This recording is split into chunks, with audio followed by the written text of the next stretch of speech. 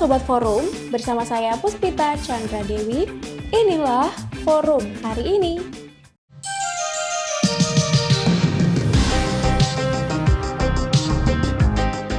Sebelum kita masuk ke beritanya, jangan lupa like, subscribe, komen, dan nyalakan loncengnya. Sekarang, yuk kita ke beritanya. Berita pertama, Barreskrim Polri menjadwalkan pemeriksaan terhadap pimpinan Pondok Pesantren Al-Zaitun, Panji Gumilang, pada hari ini, Senin 3 Juli 2023. Dirtipidum Barreskrim Polri, Brigjen Juhandani Raharjo Puro mengatakan bahwa pihaknya telah melayangkan surat panggilan pemeriksaan terhadap Panji Gumilang. Pimpinan Ponpes Al-Zaitun ini dilaporkan atas 2 laporan polisi yang masuk tentang penistaan agama. 2 laporan polisi terhadap Panji Gumilang dilayangkan oleh Forum Advokat Pembela Pancasila (FAPP) dan pendiri NII Crisis Center Ken Setiawan. Dalam 2 laporan tersebut, Panji dituduhkan melanggar pasal 156A KUHP tentang penistaan agama. Pihak pelapor dari Forum Advokat Pembela Pancasila, Ihsan Tanjuk, menyebut setidaknya ada 3 alasan terkait penistaan agama yang menjadi dasar laporan. Pertama, pernyataan yang berkaitan dengan perempuan diperbolehkan menjadi khatib saat salat Jumat. Kedua, pernyataan Panji bahwa Al-Quran bukanlah firman Allah Subhanahu wa Ta'ala, melainkan karangan Nabi Muhammad SAW. Ketiga, saat salat Idul Fitri, istri pimpinan Ponpes berada di saf depan bergabung dengan laki-laki dan posisi antar jemaah berjauhan. Berita kedua masih berkaitan dengan pemanggilan Panji Gumilang pada hari ini. Ketua Forum Advokat Pembela Pancasila (FAPP) Ihsan Tanjung mengatakan Barreskrim akan ikut memanggil Ustadz Abdul Somad dan Ustadz Adi Hidayat untuk menjadi saksi dalam kasus dugaan penistaan agama yang dilakukan Panji Gumilang, pimpinan Pondok Pesantren Al-Zaitun. Kedua Ustadz kondang tersebut akan dimintai keterangan berdasarkan hasil dari keterangan yang diberikan FAPP. FAPP pun sudah menyerahkan 15 bukti terkait pelaporan penistaan agama yang dilakukan oleh Pondok Pesantren Al-Zaitun.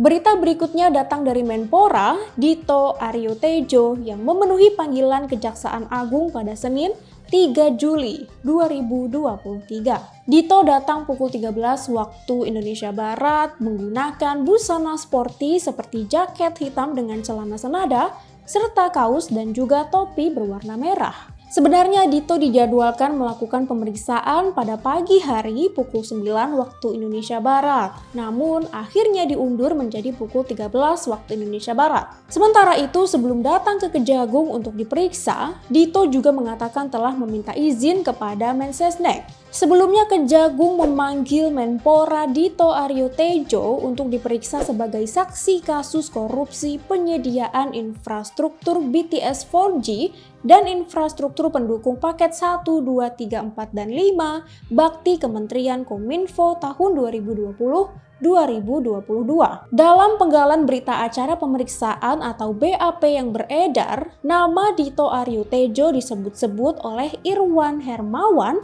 salah seorang tersangka dalam perkara ini. Irwan mengungkap Dito menerima 27 miliar rupiah dari dana proyek BTS Bakti Kominfo. Katanya uang itu diterima Dito pada rentang November hingga Desember 2022.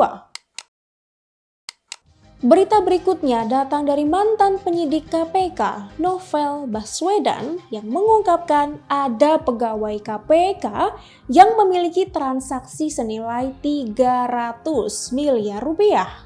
Hal itu disampaikan Novel melalui podcast yang berjudul Deretan Kasus Menjerat Pimpinan KPK.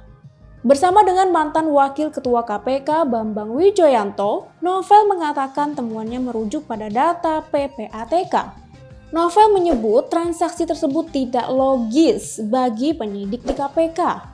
Sang penyidik bahkan sempat diperiksa oleh Dewas KPK. Novel pun menduga ada pihak lain yang terlibat dalam transaksi mencurigakan tersebut. Novel pun mempertanyakan sikap para pimpinan KPK yang tidak melakukan langkah penyelidikan lebih lanjut dan malah membiarkan penyidik tersebut mengundurkan diri. Bambang Wijoyanto pun menyebut kasus transaksi 300 miliar itu harus diusut oleh KPK. Karena jika tidak diusut, hal itu bisa membuat citra KPK semakin memburuk. Berita terakhir, DPT untuk pemilihan umum 2024 sudah ditetapkan yakni sebanyak 204.807.222 orang. Namun ada sejumlah catatan yang disorot Bawaslu sebelum dilakukan rekapitulasi secara nasional. Komisioner Bawaslu, Puadi, mengatakan dari jumlah tersebut masih terdapat pemilih yang tidak memenuhi syarat atau TMS, termasuk pemilih yang sudah meninggal.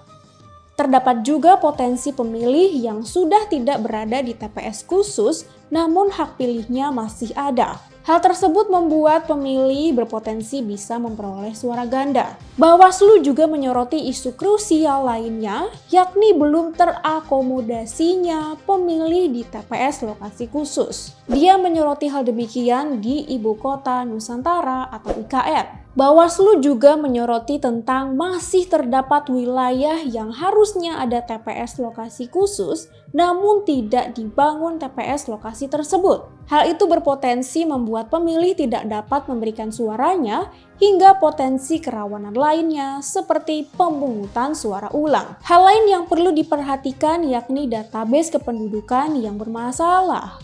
Hal ini termasuk dalam pemilih ganda. Tak hanya itu, tidak selarasnya data SIDALI dan angka DPT juga perlu diperhatikan.